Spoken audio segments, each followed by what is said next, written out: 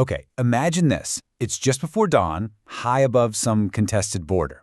There's a swarm of drones just hanging in the air, totally silent, completely motionless.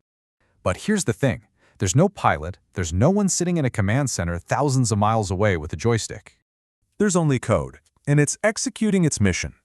So let's get right into it, because that scene, that's not science fiction anymore. It is the new reality of a global arms race in artificial intelligence. And believe me, it is happening way faster than most people think.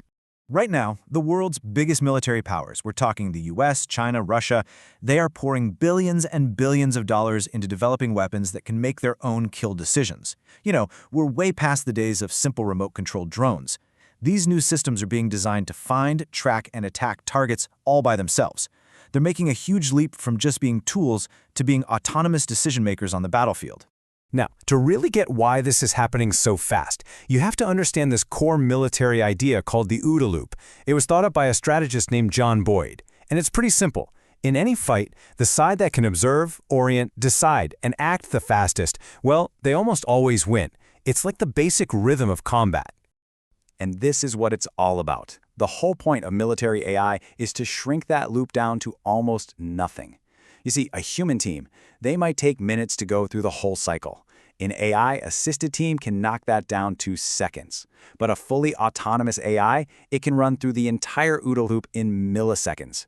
We're talking a speed that is just physically impossible for a human to keep up with. But look, these autonomous weapons are really just the tip of the spear. What's powering them is this huge interconnected AI system that is basically turning the very nature of war into one giant computational problem. Just think of it like an all-seeing digital network. You've got satellites, facial recognition, thermal drones, even predictive behavior analytics, all feeding information into one brain. Every single minute, these systems are swallowing terabytes of data, and they're looking for tiny little patterns that would be completely invisible to you or me. And this is where it gets really wild. Before a single shot is even fired, AI platforms are running thousands of battlefield simulations. They give commanders these probability maps that model everything: potential casualties, weak spots in supply lines, even the chances that one little action could spiral into a much bigger war. So this all creates two really different ways of operating. A lot of the systems we have now are human on the loop, where a person is basically supervising the AI's suggestions. But the direction we're heading in, and fast, is toward full autonomy, where the human is taken out of that decision-making process entirely. And that brings us to the real problem here.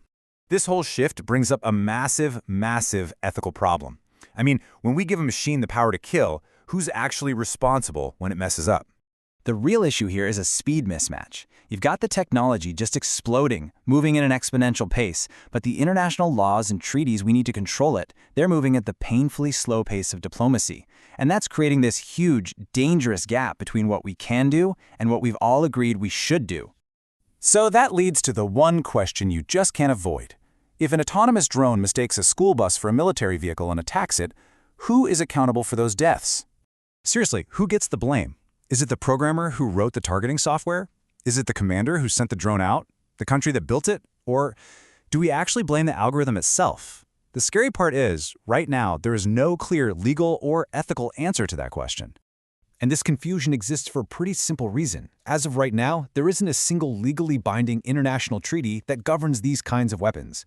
Yeah, there are discussions happening at the UN, but progress is moving at a snail's pace.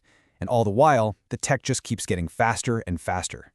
So, okay, beyond the tragedy of a single machine making a mistake, this technology creates a terrifying new risk for the whole world: the chance of a flash war. When you have machines making decisions at millisecond speeds, all sorts of new dangers pop up. It kind of reminds me of the 2010 flash crash on Wall Street, where trading algorithms just went haywire. In a war, you could have systems that escalate a conflict because of a programming bug or because an enemy tricked them with bad data. But the most chilling risk, by far, is something called an autonomous retaliation loop. Let's just walk through how this could happen, step by step. So, one country's AI defense system makes a totally defensive move, but the other side's AI misreads it as an attack and instantly fires back. Now, the first system sees that as an unprovoked attack and escalates even more. The whole thing spirals completely out of control in seconds, long before any human even knows what's going on, let alone has a chance to stop it. And that brings us to what might be the most important point of all. This AI arms race, it isn't just a competition between countries. When you really dig down, it's a race against ourselves. This leaves us with one fundamental challenge. Can we, as a global community, build the rules and regulations to control this technology as fast as our engineers are building the technology itself? That's really the question, isn't it? Because as these systems get more powerful and more autonomous, the ultimate question we all have to face is this: will humans be able to stay meaningfully in control of the decision to use lethal force? And maybe that's the thing to remember. In our mad dash to get a strategic advantage, the biggest danger might not be the artificial intelligence we're creating in our machines, but the very human impatience we see in ourselves.